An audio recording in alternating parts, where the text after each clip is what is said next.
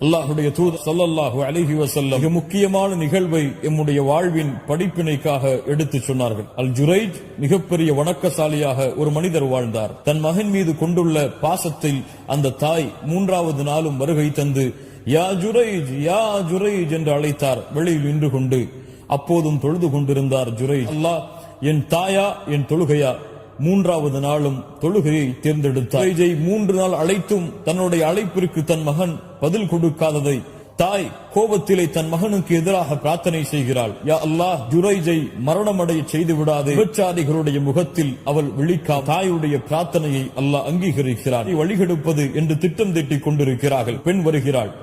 நான் ஜுரைஜை வழிகெடுக்கிறேன் பாருங்கள். தன்னை அழகுபடுத்திக் கொண்டு ஜுரைஜுடைய வணங்குமிடத்திற்கு சென்று தன்னுடைய அழகை வெளிப்படுத்துகிறாள். ஆனால் ஜுரைஜோ அல்லாஹுவை அஞ்சியவர், எடுத்தும் பார்க்கவில்லை. பல நாள் அந்த பெண் முயற்சி செய்து கொண்டே இருக்கிறாள்.